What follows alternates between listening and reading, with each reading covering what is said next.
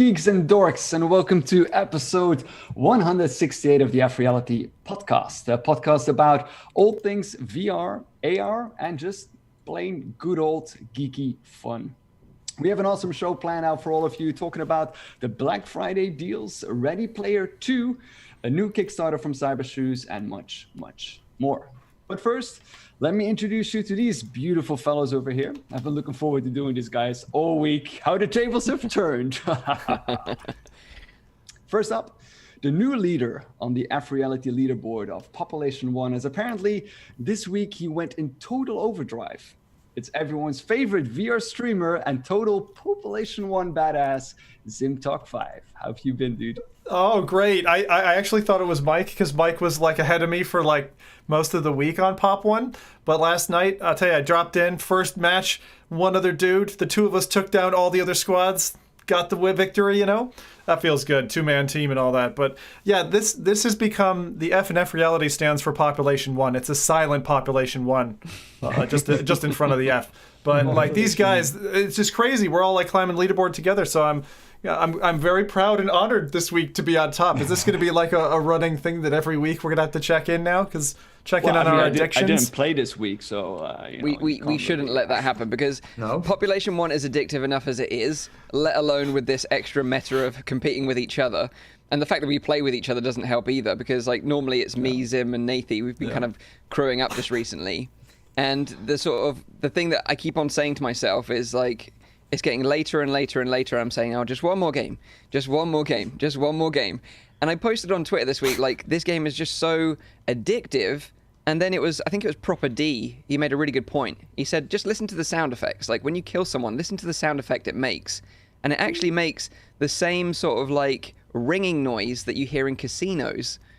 And it's that noise that, I don't know if it's part of that noise that's the psychology of making it addictive. It's that kind of casino win slot machine noise. No wonder I'm so good at it. When you dig out a squad, it has a different noise as well. Huh? Yeah. I'm going to have to listen to that a little bit more closely. Yeah. But I've been good. This week has been... I've been DIY dad this week. I've knocked down a shed. We've redone the bathroom. I've just kind of taken a jigsaw. This is like real life gadgeteer for me, so this is brilliant. Been doing the plumbing in the kitchen sink, brand new kitchen sink, tap and all that. So I've been back and forth to various DIY shops. You know, UK DIY shops are called differently than the States and Europe. Let's just hope you don't that. lose your progress at the end of your real life play session of Gadgeteer. I'm going to learn that tonight. So literally right now, right, we don't have working shower. We don't have working toilet. Oh, there's no water running in the house at all. I'm doing the last final leg, and I've got all the bits, but if something was to pop, we're going to have a couple of uncomfortable days. So how does that work? Is the garden getting used, or are you using buckets, or what is that? It's the bucketing system for now. The bucketing system. Yeah, the communal bucket. But this is something that I think I didn't know until I was maybe 30 or something, the fact that you can flush a toilet just by dumping water into it. So that's a tip for anyone who's young and dumb and doesn't know that tip. But yeah, it's you can a cheap do that. way to use a toilet. So if you know you're going to be without water for a time, like what we did, you fill your bathtub and then you just use a bucket or whatever to kind of get it to flush. Yeah, so nice. That's what a DIY welcome tip. To the plumbing podcast. Yeah, this is a Your plumbing top plumbing podcast. tips. Get you there in real life. It is, but like the amount of little bits and the amount of information that I've stuffed into my head in the last week has been crazy. Like the amount of terms that I've learned. Like, do you know what the olive is in plumbing?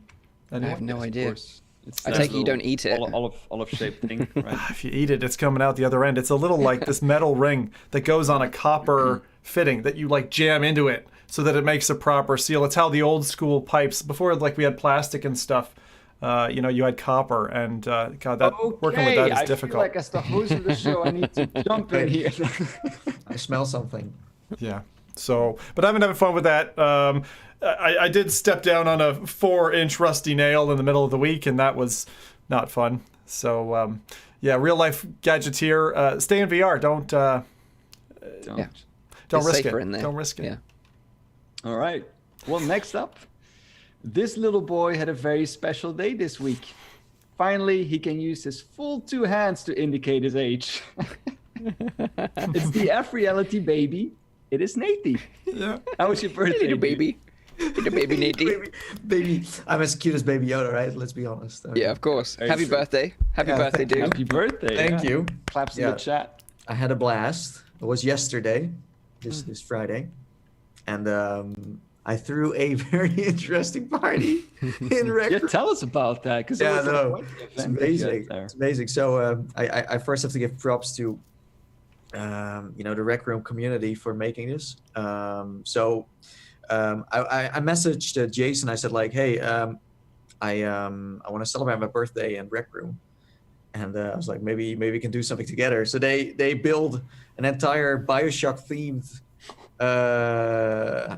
world, where on one side you were on the water, so in BioShock 1 or 2, and then when you went through the door, you went outside and you were in BioShock Infinite. So it was also like they totally nailed that. And you had like different costumes from BioShock. We had some games too. You could. There was like a shooting range, and you could throw with some rings. And I don't know, like when I jumped in, because I jumped in before I invited everyone, I had to just double check if everything was working. I was like, what the heck is this? I said like, this is too much. This is way too kind. It's crazy. Like I think it's now open. I think you can go in there, but if you see it, you're like, if you just imagine that you're having a party for at least 3 hours and that's it, then this room is just like, it's so much for that short period of time. But it was great. I first invited everyone, like all my friends, so you guys and some people from the VR industry, to kind of have this like private thing going on. And then I think it was an hour or 2 hours in, that's where I decided to just open it for everyone else. Oh my gosh! Oh no! and then it went like completely nuts. I think I checked with them at the end, and they said there were around 130 different users joining in and joining.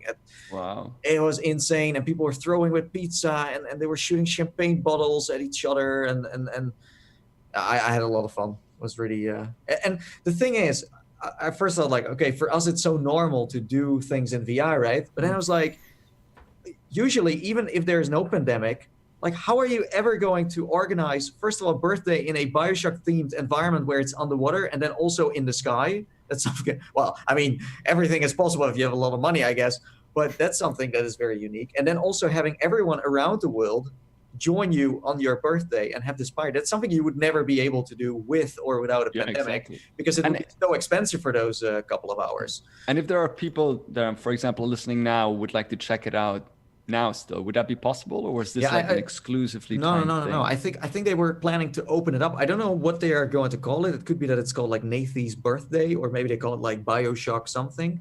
I think if you look for that stuff in the search bar, you might find it. But yeah, seriously, it looked super legit. I was like, I think they worked on it with like 9 people. There were even 2 people that were DJing. I was like, these people, like some of them I didn't even knew necessarily. They just put time into organizing my birthday, making music. I think awesome. It's a huge honor, man. Seriously. Yeah. That's cool. And do you dare to say how old you turned? 26. Hey, I was going to say, like, you should be able to tell everyone what it's like to be a teenager in, like, 2020 during a pandemic. Maybe 26 years old. We're already saying in the chat, like, how old did Nathy turn? 13? As we know, like Nathy is like the Benjamin Button of VR. He's slowly getting younger and younger. Do you think so? Yeah. Okay, nice. I like the Big Daddy skin. I saw that in your photo, and I was like, that awesome. looked. It was like so cute. It's so cute, little Big Daddy. It was amazing. And I should also like, since we're talking about Rec Room, anyways, I should give a shout out, because this weekend there is RecCon. It's like VidCon, and they have all kinds of things going on. It's totally free. You don't need to pay anything. They have workshops on how to create your own worlds. There will be some content creators talking about what they, how they record Rec Room, stuff like that. So it's like a mini version of VidCon, and they built like an entire convention center just for this. So I think it's very impressive, and just check it out. It's free. So exactly. Why not? What was the timing of that? Because I thought it was the 28th and 29th only, or is it a whole week? I think it's the whole weekend. Okay. The whole weekend or the whole week? I don't know. I haven't checked it out yet, but I'm curious. Okay. Yeah. All right. And then the usual host of the show, who probably already kind of regrets handing this over to me for this week. It's our bassist. It's Mike from FReality Oasis. How are you doing, mate? And more importantly, how do you think I'm doing? I think you're doing great, actually. It's so weird for me to like just sit back and just relax and just kind of enjoy the show, really, instead of like, Rowdy planned everything this week. Normally I plan everything in advance and deliver the show as the host, but Rowdy sort of kindly offered to take the reins this week and give it a go. And maybe he'll do it more, maybe next week as well. But no, I really appreciate you doing it, because No worries.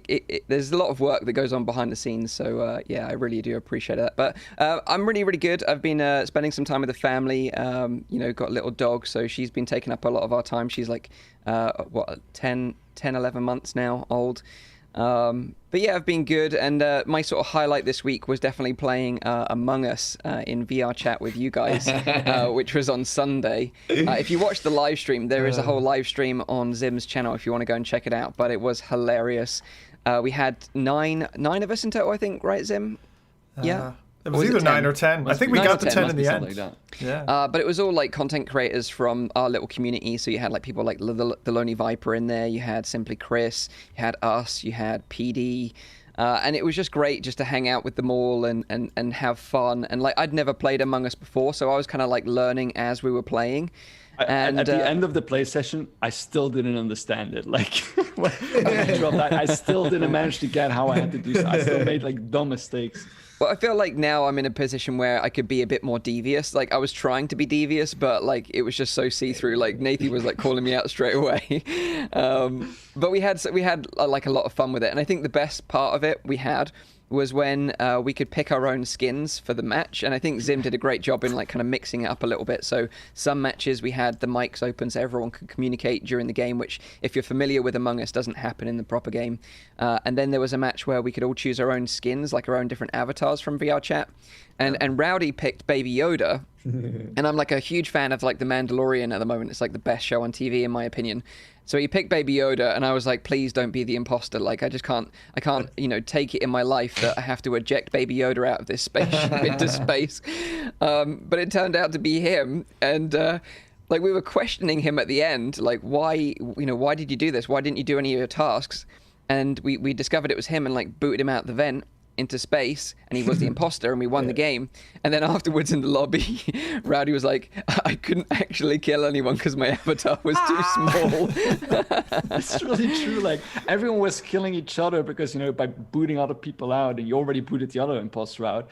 And I was trying my hardest to get someone killed, but it just wouldn't work because my hands were so small and I couldn't reach up there. So it was hilarious. It was so great. So yeah, if you're interested in checking it out, you can check it out for free. It's in VRChat, so you can obviously check it out on PC. I think you can do it even if you don't have a VR headset on PC, or you can check it out on Oculus Quest. Although I hear the performance on Quest is a little bit hit and miss, so just bear that in mind. Yeah, amazing. I think Quest, from what people were saying, Quest 1 struggles.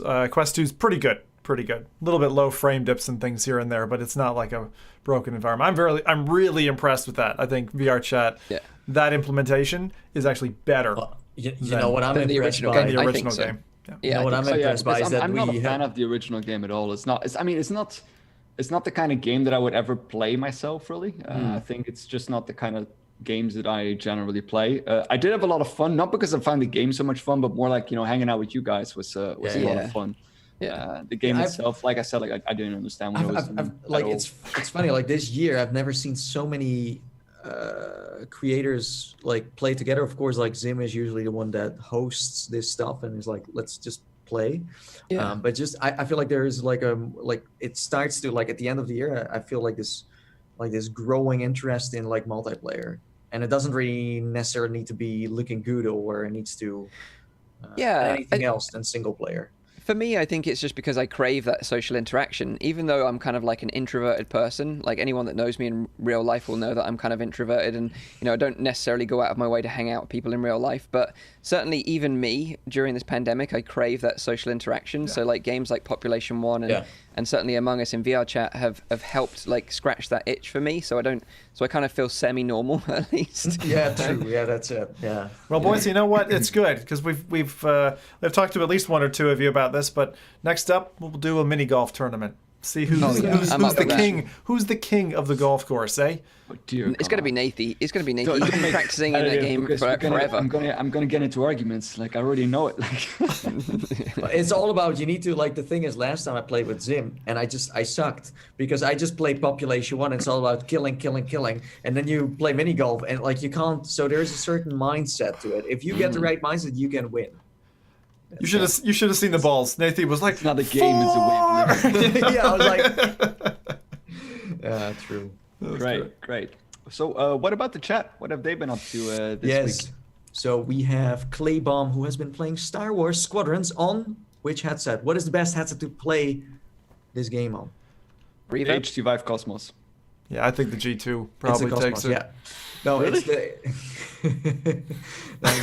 the G2. It's the G2, of course. And then we have Limitless Gaming, who played Saints and Sinners on The Quest, Carnage Chronicles on PC, and a little bit of Population 1, just a little bit. You know, that's where it starts. I'm just going to play a little bit.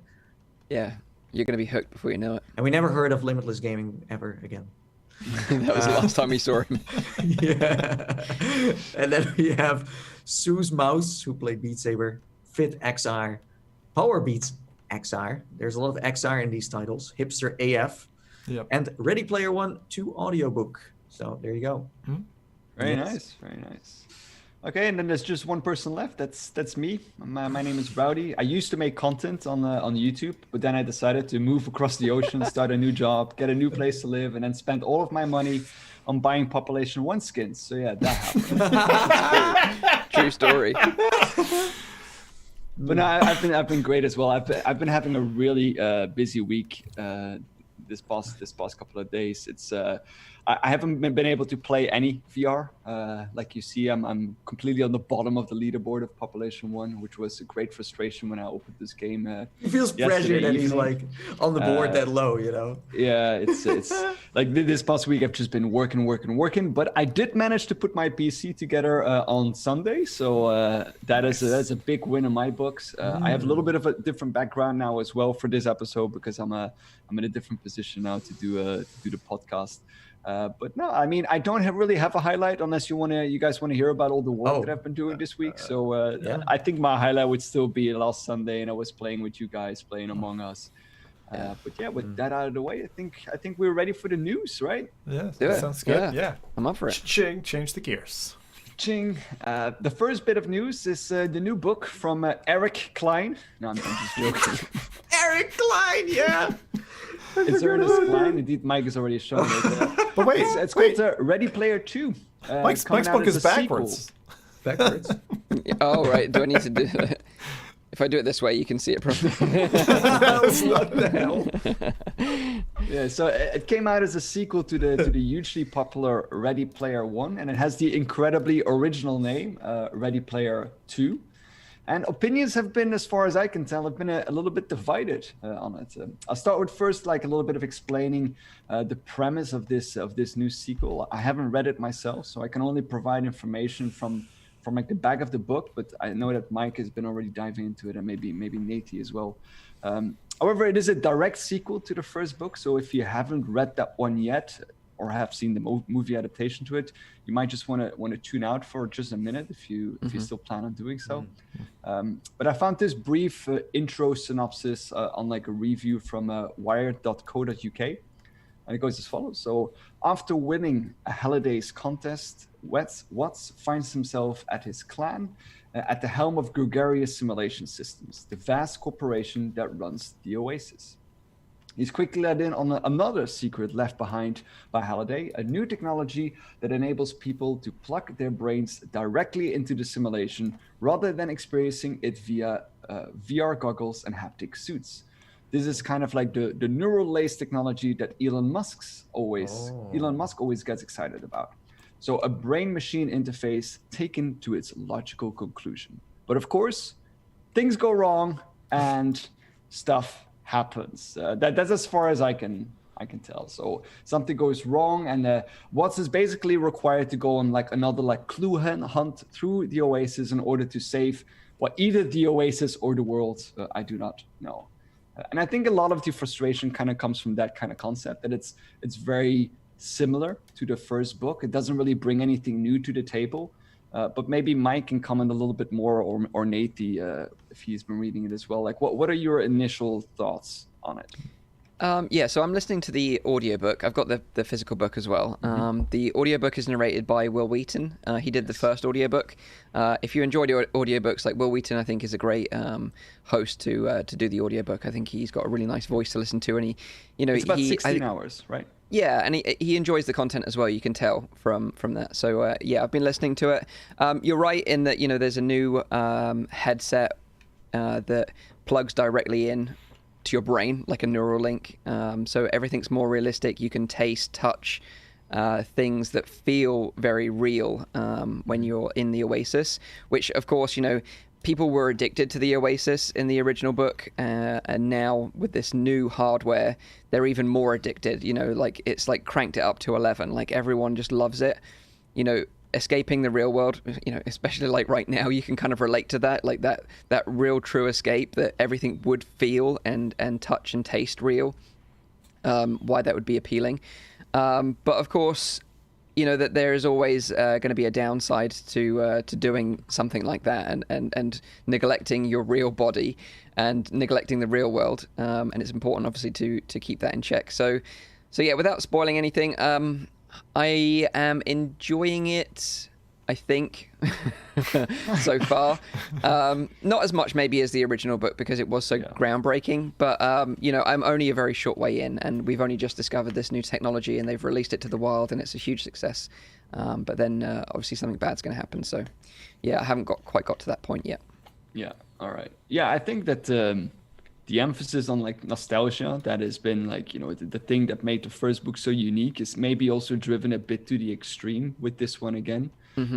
Since I read somewhere that, there's this like, constant reiteration of like things that are nostalgia. And if you like that kind of stuff, then I'm sure that a lot of people would enjoy that as well. But some people say that the thing that I found was that it carries on in this vein for about 350 pages and reads as if someone has introduced the GPT-3 text generation algorithm to a copy of VH1's I Love the 80s. In fact, someone actually used an AI to try to predict the plot, with eerily effective results. It's essentially a fan fiction Twilight, but for teenage boys with dog-eared copies of The Hobbit and an unhealthy obsession with Marty McFly. Yeah, that's pretty spot on, actually. That's pretty spot on, because like, just to give you a couple of references. That sounds like me, by the way. I don't know why. So like, just to give you a couple of references, just tune out for like, 30 seconds, a minute, if you don't want these tiny little spoilers. But basically, he's got like a Marty McFly alarm clock that plays like, the song from Back to the Future when he wakes up at the right time, and it's like in sync with the movie. Nice. And then he also has like an obsession with like Ecto-1 and Ghostbusters, so he actually commissioned his own movie spin-off series.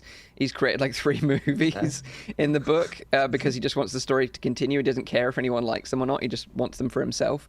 So yeah, it is very 80s referenced throughout.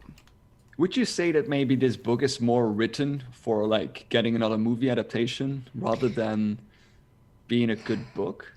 I don't really know at this point. Like, I would like them to make another movie, because I think what they did with the movie was really interesting. And actually, in the movie, the original movie, I preferred the CGI sections over the real life sections. I thought the CGI sections were actually the strongest part of the movies. But I would love them to make another one. I would love it to be with Steven Spielberg again. I would love to have him on board to make another movie.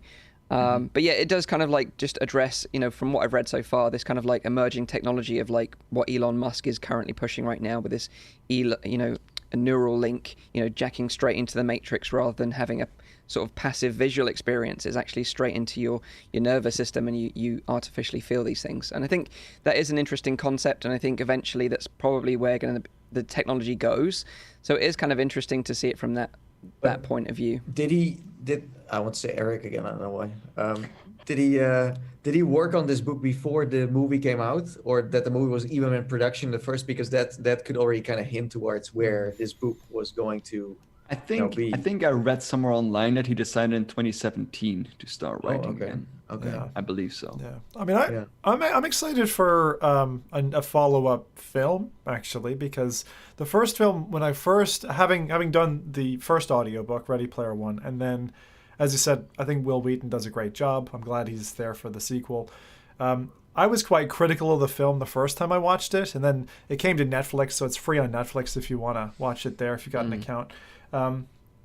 And I actually think in rewatching it, like, it hit some heart chords. Like, it's not a smart film. It's just, kind of visual popcorn. The storyline is kind of, not all impressive. But I would still like to see a second one, so I'm going to chip in exactly as you're saying, Mike, in that I'd be keen to see what a second film is. The only thing is, I hope there's not the Lord of the Rings effect, which is that the book gets replaced essentially by the film. I always think about, it's so funny, you were talking about dog-eared copies of The Hobbit. I was one of those kids for sure. Loved The Hobbit and Lord of the Rings. I mean, I used to go to sleep in the way where I had the whole Lord of the Rings like trilogy in one tome, and it'd be above my head, and I'd fall asleep because I'd know it was time to go to sleep when it kept falling on my face, and because I couldn't hold it up anymore. It was that heavy. But like when Lord of the Rings, the film came out, I feel like, kids these days are going to see the film, and then you're going to imagine that's an orc or that's a. So I hope that doesn't happen. Popular though. Hugely popular. Second place to the Bible. I think they've actually sold more copies of The Hobbit than the Bible. Like academic studies that you can do, like specifically on the Silmarillion or whatever. I don't know if there will be a second movie, because the first one sold fairly well, but it wasn't a blockbuster. No. So I don't know if that's also a part of the thing, But VR's up and coming now, Like, I mean, VR has more staying power, more people understand it. I kind of feel like what's going to happen is in the next year or two, filmmakers are always trying to look out, and the thing is, it's like, okay, are people interested in VR? And the answer to that question now is kind of, a lot more than they were. Yeah, but I think the interesting part of this move for us was, of course, VR, but for the general public was because there was a Sonic in there, and there was a Hello Kitty in there, and all those the pop characters. culture. Exactly, Back to the Future. So I think that's what drives. You never really get a movie where everything is in there. So and the original film, like the CGI in that, like with the race, when he's driving the DeLorean around like the New York racetrack, like it's so amazing, and like with the references to like Artemis's bike, like the Akira motorbike, that was just so badass. It's definitely for the geeks. It is for the geeks. Yeah, 100%. Has anyone else been reading the book as well, except for Mike? No. Not yet. I'm looking forward to getting more into it. The audio book is the way to go. I think it's just because you can multitask. We let Mike spend the money always first to see if it's any good. We'll find out. All right. Now, talking about nostalgia, if there are two games that are pretty much, defined my childhood life on my original Xbox, it's A, Halo, and B, it's Morrowind. And that latter one, strangely enough, now got full VR support, including motion controllers, thanks to the tireless work from a brilliant modder whose name is Mats Buvik Sandve. I hope I didn't just rape that name. From the Open MW, which stands for Morrowind, I assume, team. Now, this project is actually an open source free engine that kind of extends the Gamebryo engine that is originally used on Morrowind. So, as a matter of fact, this is a brand new engine that doesn't even need the actual executable at all. You would still need a legal copy of Morrowind and the expansions to play it through this engine, but you don't need that to actually play games on it, because it has its own modding suite, which is made in a sort of like a construction set style. So the entire engine is basically an upgrade to the original version with a better AI, better physics, distant terrain effects, UI improvements, mod support, bug fixes, and more. Even more. There are roughly 5 steps necessary to get this up and running, and we'll provide a link in the description as well to the Reddit post from the guy who's been working so hard on this. And knowing that this game is now currently available on Steam for only a little bit less than €4, then I think it's insane, just considering the amount of content that is there. Has anyone of you ever played the original Morrowind when it came out? I guess it's not for Mike, but maybe Zim or Nathy. Yeah. what was Oblivion I played. Morrowind. It's the one before that. My brother played. I think this is the one where. So Oblivion had Patrick Stewart in it, I think, at the beginning. And Morrowind, my brother. It was, if I remember correctly, it was like the first RPG which had like 400 hours of gameplay, and they kept touting that. And this really, it's for me. I think for me, it is still the best one in the entire Elder Scrolls series. Yeah, it's Morrowind. Like I know my brother sunk like 100 hours into it or whatever, and then we both dabbled into Oblivion because I'd watched a fair bit of it, but I didn't play it myself. And then Skyrim, that's how I got convinced to Skyrim. When you see someone else play something and you're like, well, they're having a really good time, and how are they putting so much time into it? And then eventually I kind of opened the Pandora's box of Skyrim and fell down that hole. So I totally see the obsession. I still remember the first name of the town where you like kind of land in, because you always start. Well, I mean, I don't know if it's always been the case, but like with Skyrim, they did that. With Oblivion, they did that. With Morrowind, they did that as well. Is that you start kind of like as a prisoner. You start, and they did that in Morrowind very, very well done, because you're also like a prisoner, but you're being let go for some. I'm not gonna say why, but you're being let go for a specific reason. And the first town that you get into is called Seydanin. I still remember the name even up to this day. That's what an impact this game has had on me. And that specific town, it's so well done. Like it feels so, I don't know, has a certain atmosphere. And the kind of world that it's set in is kind of like the world of like, the dark elves and that kind of stuff, which is very different from the Skyrim world and all of the other like Morrowinds that is. And I do hope that, we will see still an Elder Scrolls title that goes back to this kind of world, because there's so much awesome stuff in here. Really, Zim, if you wanna try an RPG that pretty much changed the entire RPG genre. Look at his face. Look at his face. Right, I know. I can see. He already said yes when you start talking. It's like the trouble is like, oh man, I need to do a Dolly the sheep and clone me. That's what I need to do. There's a Zim that works and makes the money, and then there's me. And then there's me who's playing all the Elder Scrolls titles. Steam. £3. Wow. Just drink some. And that's the anniversary edition. So I believe that is also with the expansion. I'm not entirely sure if it comes with the expansions, but there's ton of expansions, and the modding industry on this has been, that's kind of where it started, I think, for like this Elder Scrolls series, this kind of modding. But I just remembered it's one of the first games where I dropped into, and I really had the feeling like I can do whatever I want. I don't need to follow this stupid quest. I can go all the way to like this fortress and get myself a full glass armor set the first half hour of the game. It's awesome. Yeah. So how do we play this then in VR? So it's a separate engine that they've built entirely. It used to be already playable through Vorpax, so you could do it through that. Mm-hmm. But this engine is something really built from the ground up. This is PC only for now, right? Yeah. I don't think it's not on the standalone. No, because you need, of course, in order to play Morrowind, you would need still a legal copy of the game. Oh, yeah. Morrowind launches on Quest. Geez, that would be something. Yeah, it's funny because there's about 5 steps that you need to do in order to get it running.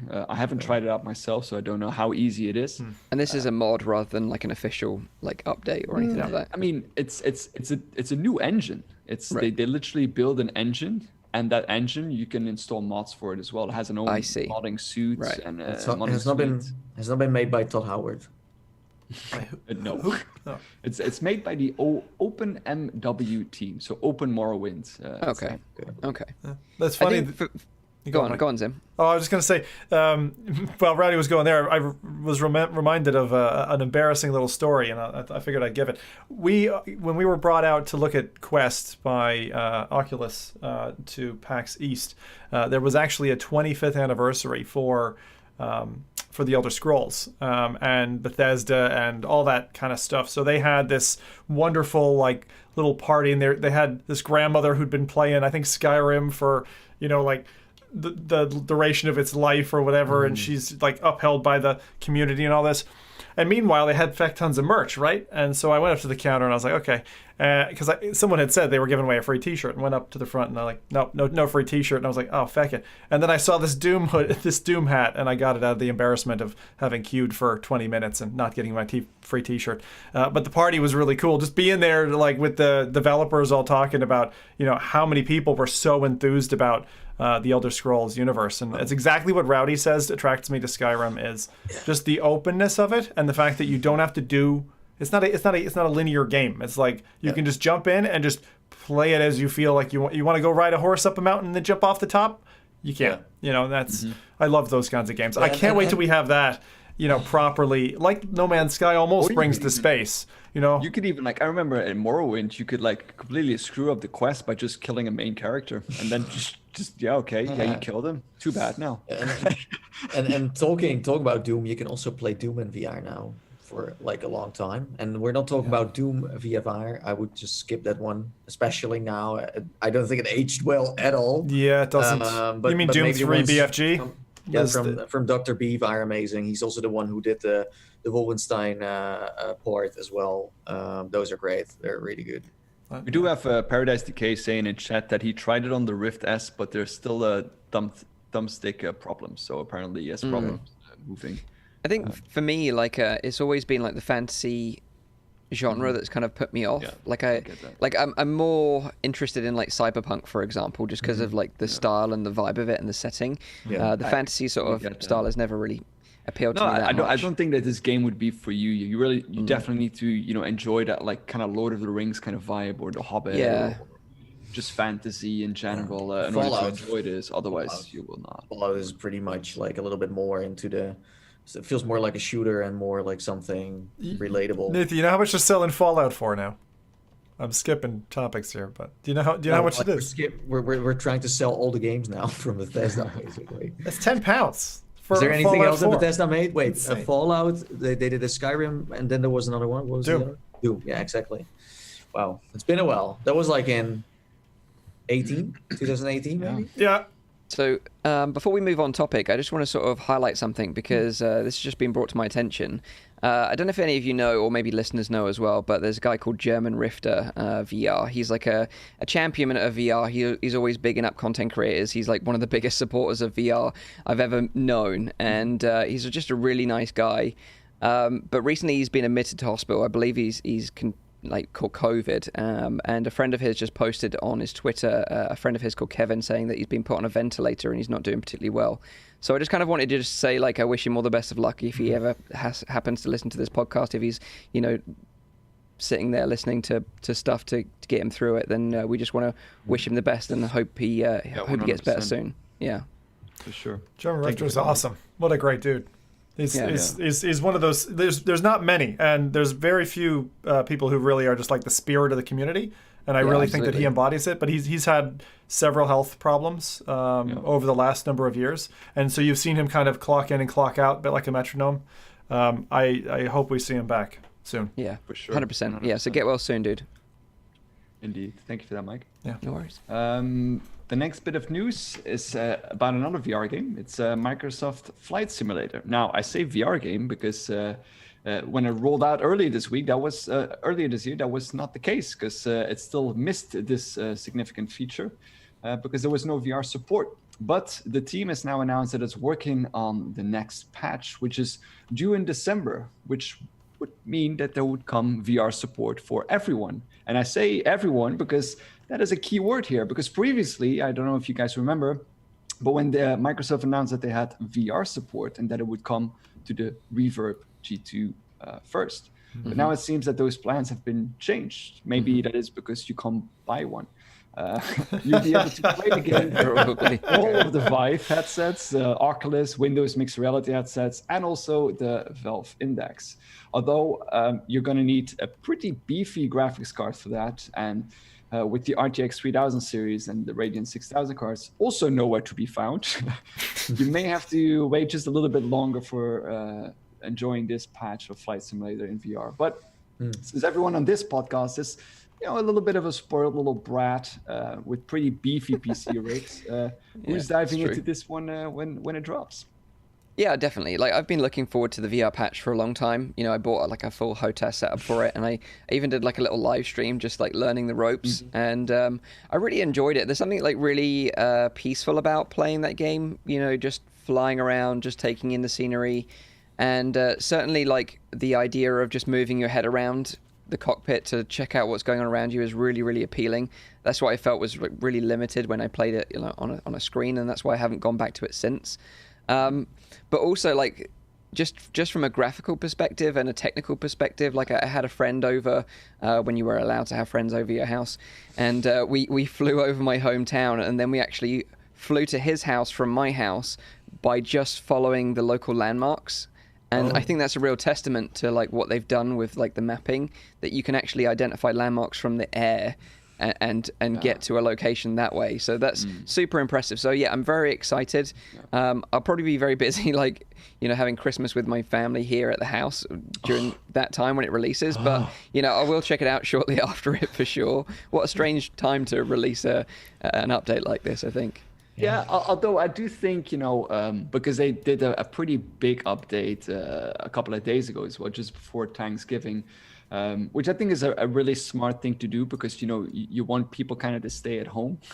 And maybe with content like this, there's actually a pretty good driver in order to do so. But before Thanksgiving, they added almost 50 points of interest. So that was a US update with the White House, Fort Knox, Hoover Dam, the Las Vegas Strip. And I have to say, like, I mean, I'm pretty sure that Zim has been playing some trailers, but the visuals on this is just insane. It's so gorgeous. The Las Vegas Strip now also has a night mode, so whereby the entire like strip like lights up, and it looks absolutely incredible. That sounds amazing. You can go to the Grand Canyon, and when you fly through that, you know, with those little like stunt planes, like it looks so brilliant. The Kennedy Space Center in Florida is also part of it, and it just looks very enticing to get into. So basically, my holiday, I'm going to go on holiday in January for the whole month, and I'm just going to spend it in Microsoft Flight Sim. That's what I'm going to do. I'm just going to spend my time touring around the US in Flight Sim. You have like a fake plane in your house. You're like, oh, you come here with your suitcase, you can drop it here, and then and just take photos at all the local landmarks and like post them on social media, wishing you were here. There. Oh gosh. I just wonder what the performance is going to be like. That's the only thing that worries me. That was the thing I wanted to highlight. I was asking Zim because I know that he's the one with the least powerful graphics card among the four spoiled brats of us. So now he has a Reverb G2. How are you gonna approach that? Yeah, I'm not trying Microsoft Flight Simulator on the G2. I've been asked ever since I got it. People have been asking for Flight Sim, but I'll wait and I'll run into my lowest. I think Nathan said the DK2 might run it on my rig, so I think I'm gonna maybe bring that back out again, and no, I won't. I probably won't be playing Microsoft Flight Simulator before I get to Canada. Like Rowdy, going through the financial purge of a giant transatlantic move is something I'm kind of preparing for. So, you know, that's why I haven't upgraded in the last 2 years. There's no other reason, because when you do that, you know, power transformation and stuff, it just doesn't make sense to me buying UK electronics and stuff. Yeah. It's going to be... It's just going to be one of those PC melters. It really is. Yeah. It's going to be one of those games. So you're saying that if you use a headset with that is cheaper and has a less good display, you might be having an advantage in terms of performance? Yeah, quite possibly. Yeah, quite possibly. Yeah, because the G2, you know, it's like the most pixel-dense display you can have right now. It's actually should do a test, right, with like frame rates. It's been okay. Headsets. It definitely is, but I would say that like running with link cable and Quest 2 has been great, because you get great visuals, but it's not terribly straining on the machine, is what I've noticed. Like, it's less strain than my Rift S was, which doesn't make sense because it's higher resolution. I don't know why that is. It just might be specific to me. I'm really curious what headset runs the game the best. And we're not talking about hardware. It could also be the OG Vive or the CD1. Who knows? I'm very. But you want to take in obviously all the visual details. Yeah, true. Well, so you've got to find the right balance. I also want to run it, right? Yeah. but the visual detail, like the thing I noticed about the G2, which I really like, is the color depth. Like the color depth across the panel, I find far more exciting than the Quest. In the G2? Because the Quest is a bit like in dark areas in particular, it's quite gray. Like I didn't notice it initially, but now in the comparison, it's like oh yeah, those are real deep blacks. Like, and it's got a nice color pop to it. I mean, I do still think that the Quest 2 superseded the Quest 1 in terms of its visuals. I didn't like the panel on the Quest 1, but yeah, if you're a G2 owner, and like many people have been really frustrated at HP for not getting their headset sooner, it's a missed opportunity from their side, because still this gonna is like a it huge when it game, comes. and they could have used this to leverage their own headset. I don't know if it's the reason that they allowed all headsets because they were late to the party with. I think delivery. it was. Yeah, you think so? I think so. Yeah. Yeah, That's but pretty that would normal. have been, it's a huge exclusive. It's It of course is. for a certain market, but still, it's a great exclusive. And also, it fits the headset's niche, in my opinion. So For it's sim enthusiasts. Well, Microsoft HP, best combination ever. But also, Paradise Decay in the chat says, if you're into Microsoft Flight Sim, check out No Clip. They did a documentary on how they made the game, and apparently it's very nice. impressive. No Clip makes some amazing documentaries, so yeah, definitely go check that out. The Good tip. Rowdy, does it BD. also work on the Humido? I'm about to test that out, and if Okay, that cool. doesn't work, then I'll probably dig out the DK one and play on. Talking about retro Oculus headsets, this week, and I know Nathan will be happy about this because he talked about a prototype that he picked up a while ago, right? Yeah. What was the prototype you picked up then? The HD prototype. The HD prototype, which is rare, right? It's very rare, yeah. So I managed to bag myself a Crescent Bay, which is also an Oculus prototype. I think your one is actually probably rarer, the HD prototype. The one you're talking about came after the HD prototype. You're right, yeah, but it's got the tracking LEDs visual That's on really the nice. It outside looks and nice. on the back. Yeah, so when that arrives, I'll make sure I show it off on the podcast. But yeah, I managed to snag one because of Eric Hartley. He tipped me off on that one, so thanks to Eric. Where did it come from? Where did you bought it from? UK developer. UK? Yeah, I actually bought a Vive VK1 as well from the same guy, which is like a pre-production developer Vive kit. Again, has all the tracking segments of it visual on the headset, and also has these really weird-looking sombrero controllers. But yeah, as soon as they all arrive, I'll show them all off on the podcast. But This is the kind of geeks that we have on this podcast. I just This is the most collecting geeky rare- podcast so far. That was a man. great Hobbits, intro, Lord of the Rowdy. Rings, Skyrim. Can we make it more geeky? yeah. Wow. How to not get a girlfriend in 2020. Luckily, most of us are married already. Sombrero controllers. Yeah. Anyway, talking about updates, Star Wars Squadrons, another flight simulator, also receives its 3.0 update, not only providing some fixes and balancing changes, but also a brand new map that was added to both fleet battles and dogfight modes, as well as some brand new components for ship loadouts. Now, this map is called Fostar Haven, and everyone who played the game has already done this map because it's actually the intro map from the single-player campaign. So it was already in the single-player version, but it's now Recycle. also getting thrown into the multiplayer portion. Also, another update is still planned for December. This one is called 4.0, and this one will introduce 2 new ships to the game: the B-Wing, which is a bomber class, and also the TIE Defender, which is a fighter class.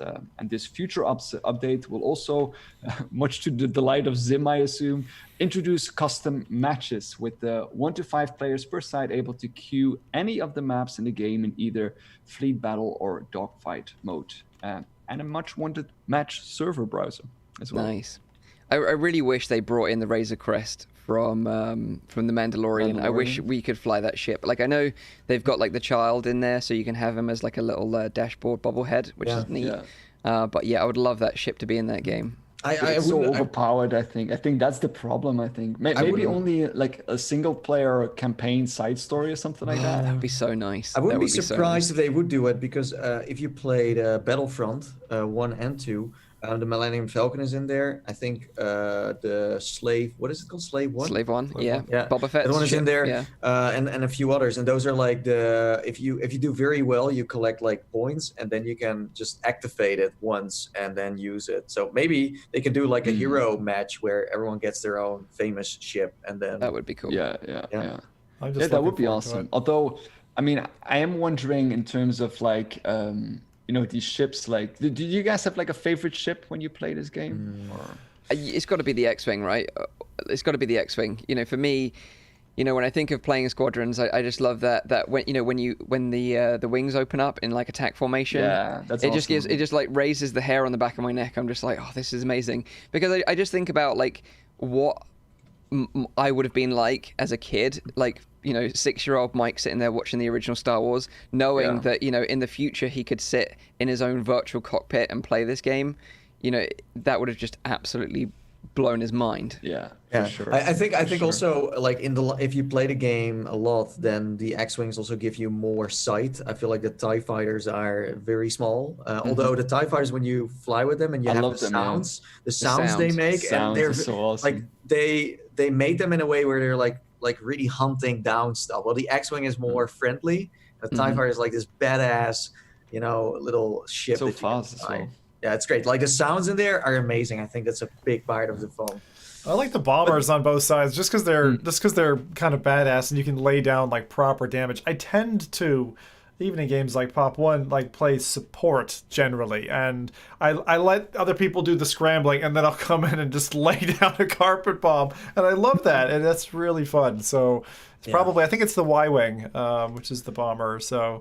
I don't know the names because I've honestly not been in for probably 6 weeks now. It's interesting that you mentioned that, because they like each like the Republic and the Empire each have one bomber class at the moment. But with this new update, you will be able to choose from a second bomber class, at least for the. Exactly. So it will be like the B-wing that will be introduced as well. And I do find it interesting as well, since they mentioned already a couple of times that they don't plan on like adding any DLCs for the moment now, but then they come with like these pretty big updates. So maybe they made a bigger splash. That's exactly it. I think they actually made a bigger splash than they were anticipating, and they're like, oh shit, people actually like this game and they're into this, and we sold a fuck ton of copies, so let's actually support it. And I think that's where we're going. Like they kind of came out the gates of like, okay, if it does well, we can always open the floodgates, but let's put out this caveat that says we're not going to do anything more. This is all you're getting. And it's also available for a great price right now. I forgot what the exact price was, but I believe it was 40% off from the regular price. I think it's like 23 or 24 pounds. Yeah, it's on Steam or Origin or both. Let me check. Isn't it's not a part of EA Play, by the way? No, I don't think so. Because then it would be, what is it, like subscription fee? But no. So you're absolutely right. It's 40% off on Steam right now. Wow. So it's 20 British pounds, which will probably be about like $25 US dollars. Yeah, $30 maybe. I think this has been one of the biggest releases this year for sure. I think. It's crazy that we got this. They did it such justice. Like, think about it. It's just like the sound design, the cockpit design, the levels, the interplay between the different classes, the balancing. Can you imagine how much balancing they had to put into the game to make it actually work? And the only thing that's broken, and I think Nathan already mentioned this, is the cockpits. If you're on the dark side, they're not advantageous to you in VR, unfortunately, and that's why for competitive matches, players tend to frown on that. I wonder what they can do. Like, you can't really. What are you going to do? Make a see-through cockpit? You can't change the ship, right? You just have to be the dark side badass guy. And what I now think of, like after we played, Tales from the Galaxy's Edge, there's not an overload of characters in there from the movie that they're trying to use, but not really. Like, they're not really there. So it's just a Star Wars game, and it's really focused on the pilots and stuff. You know what I mean? It's not like, R2 and this and that is popping up. And they're not name dropping. And I never missed it. Yeah. I was never like, these characters are in there. What's going on? Yeah, maybe maybe Yoda, but... I definitely give it more respect for that, actually. That's a very good point. I think if it can stand... It's the same thing that The Walking Dead... Saints and Sinners did well. Right. You just take the universe, you borrow the universe and the IP, and you run with it, and you say, okay, here's all our stars, bye-bye, we don't need you, we're going to make a game that makes that person feel like they live in that universe, and that's why they aced it. There aren't these distracting, like, sparkling stars, so I think that really other games should really take that, and, like, developers think about this. If you do have license to a great IP, maybe just import the universe and forget all the big names. Yeah. Very good point. Nice. All right, and then the last bit of news is about cyber shoes. We already know them from their PC VR setups, and they've now also launched a Kickstarter for the Oculus Quest. Well, Mike, Kickstarter, you hear this? Kickstarter. Kickstarter with the foot. Yeah. Did you back it, Mike? No, I didn't back this. No. Exactly, because it already hit its goal of 30K. So that's the rule still applies. If Mike doesn't back it, it will be successful. So after only one day, they managed to hit their goal. And you might remember them from 2018 when they conducted also a successful Kickstarter for the PC version of the Cybershoes. They then raised more than 214,000 euros from more than 1,000 backers. They have since then shipped more than 3,000 Cybershoes for wired headsets on Steam VR.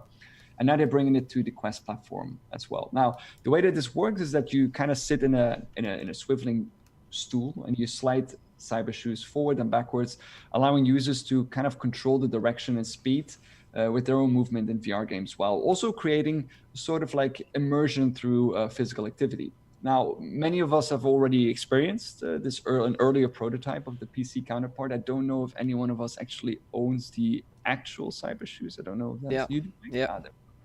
Now, I'm not really a fan of this type of movement for much of the same reasons as I'm not a fan of like traditional treadmills, as you know, simulated walking is not really walking. But as always, I do applaud developers for trying out like new things, and I do think there's a place in the industry for this kind of stuff as well. Interestingly, an important thing to note is that this new module for the Quest that they're developing, or for the Quest 2, is that it's compatible with all of the Cybershoes. So, Mike, if you already own the Cybershoes for PC, you should be able to get it running on the Quest as well by just getting that extra module. Okay. You can also apparently travel with them, which I don't really understand why you would do that. But in case you want to bring them to your next conference or whatever, then pop them in a bag and bring them on. Yeah, I like you say, I do admire them to continue down this route. It's not something that I would use every day.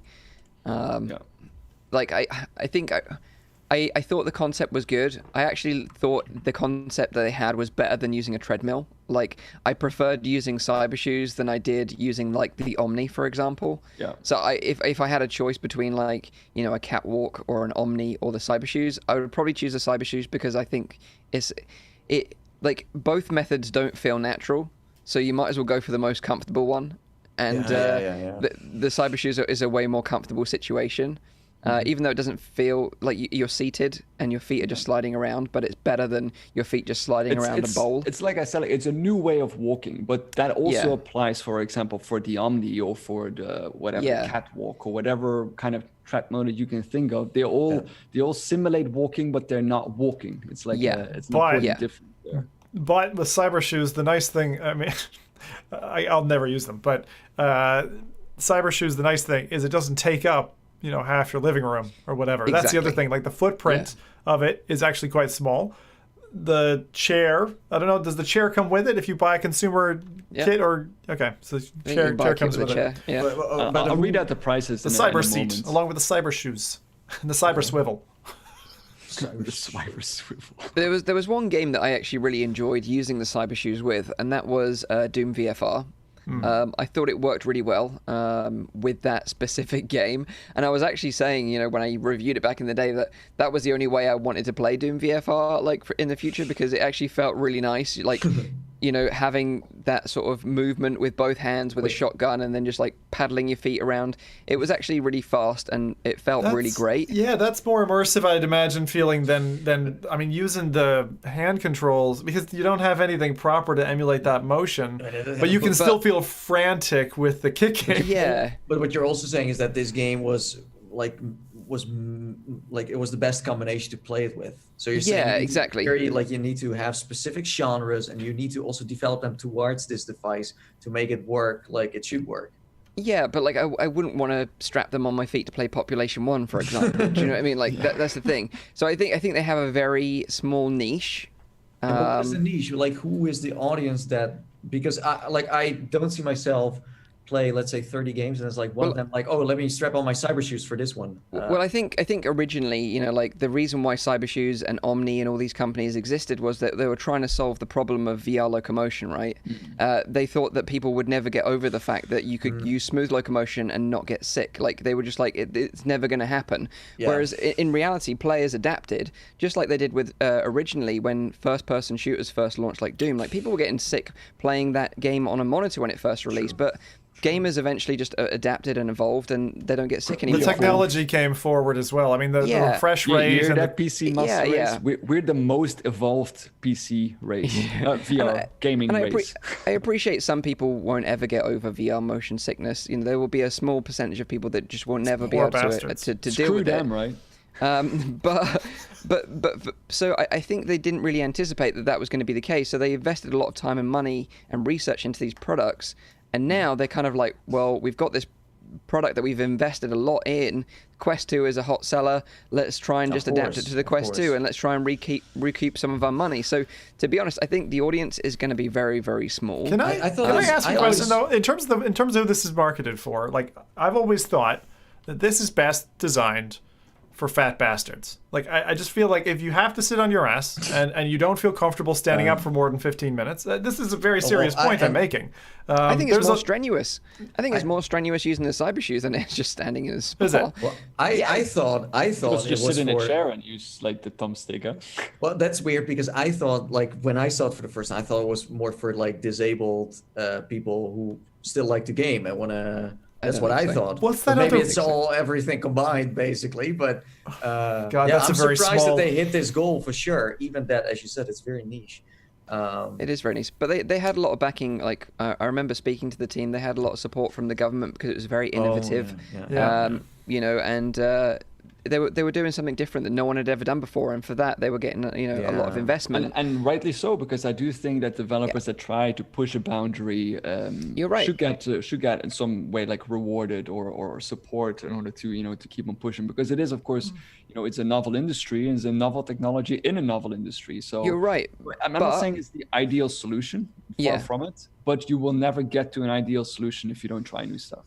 I do agree, but I do think the VR market has evolved, and I think we've gone past these kind of like phases of like gimmicky accessories. Do you know what I mean? Like there are some accessories that I do think really enhance like your VR experience, like using but a probe apparently tube. the market kind of disagrees with that because they hit their goal and just. I wish them the best of luck. I wish them the best of luck. What was how big was their goal? 30? How much money? 30K. 30K. And they're currently sitting at 80,000.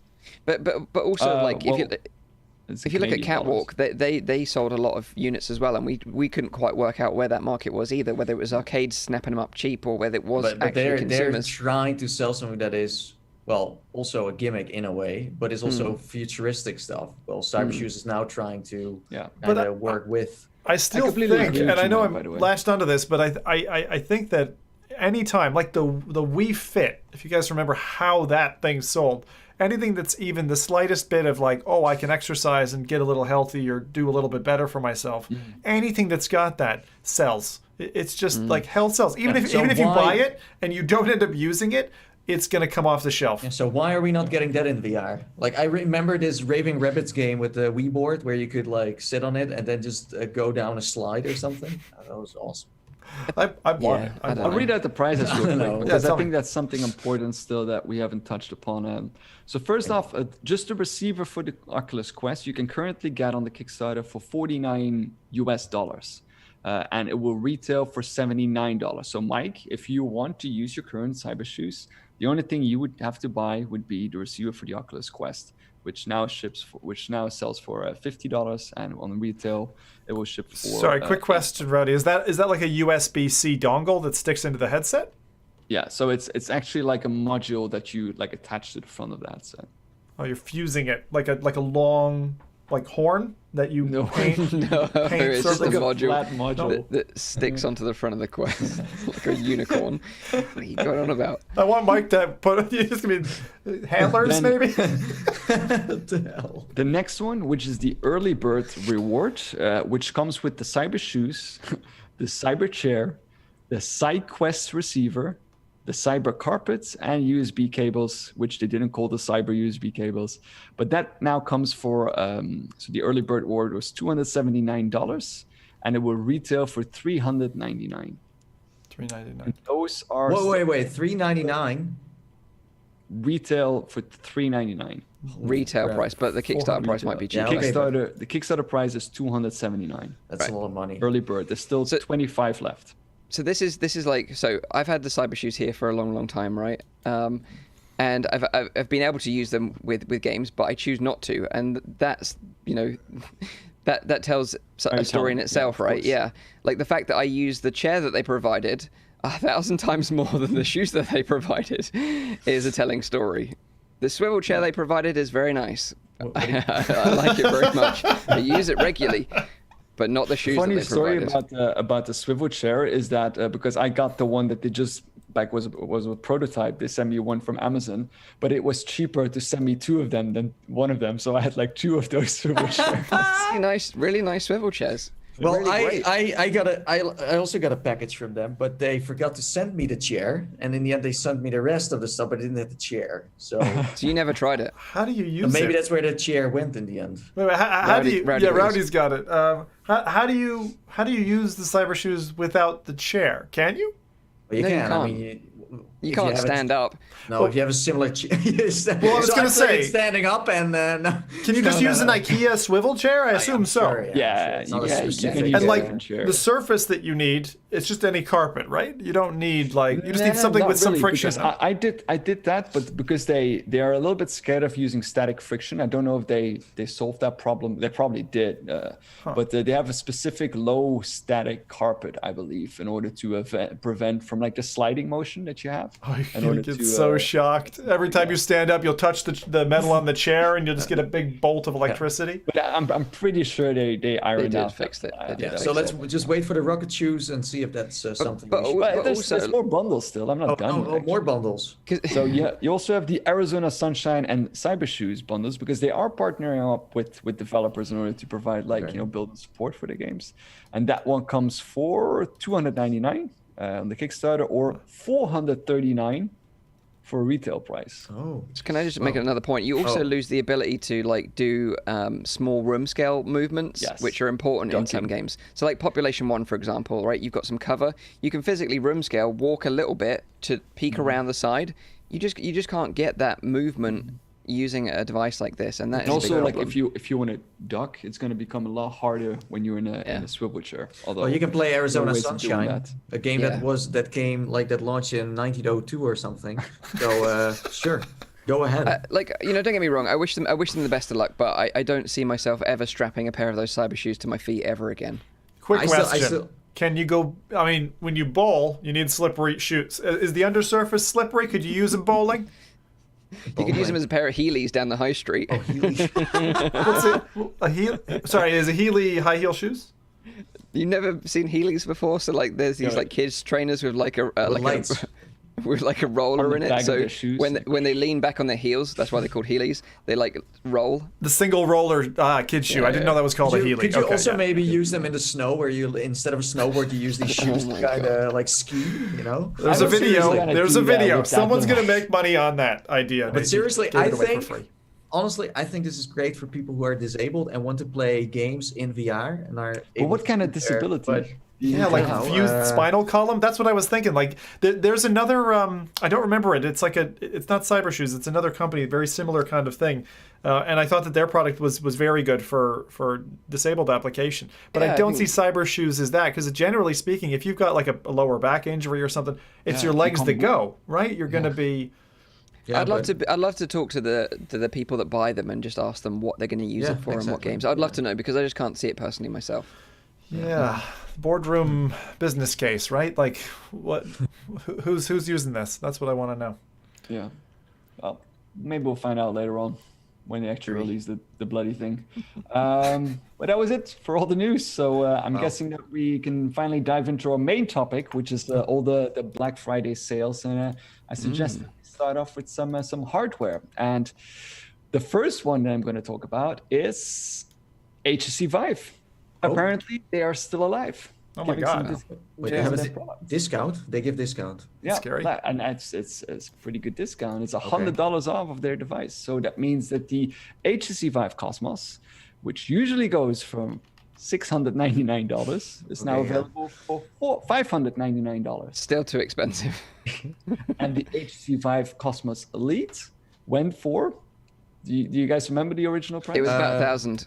$899. So for $899, it is now $700. Oh yeah, wait. So the Elite was the Lighthouse one, and the Cosmos, normal Cosmos, was the Inside Out one. I believe so. So that's Right. not actually a bad deal. That's not actually a bad deal. But the problem is you're still getting the original Vive ones with that kit, not the index controllers. First base stations, first generation. Wouldn't touch them.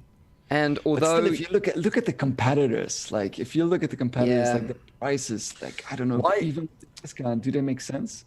You do get a few extras though, so maybe that will convince you. Viveport. Let me guess, apparently- Viveport. Apparently it depends on where you live, because I found like different information on different websites. But I believe that if you're in the US, you will get a 5-port. No, if you live in the US, you will get Half-Life Alyx for free.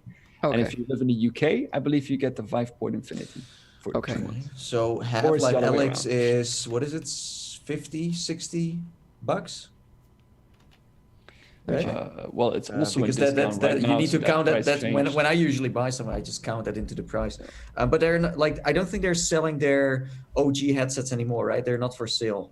No, The Pro is still, I guess. Or no, wait, they also, I think they also. I believe these are the ones that they're selling right now.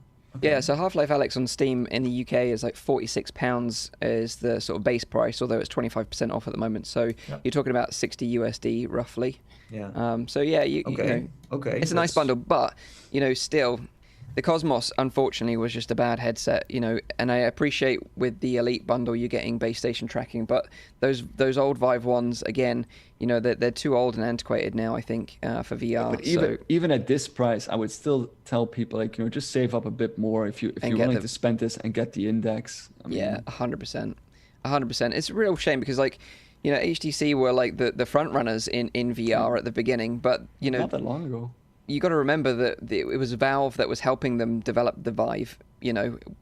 They were the ones that manufactured it. It was Valve that did a lot of the research and development that went into that headset. Yeah. So then when Valve went off and branched off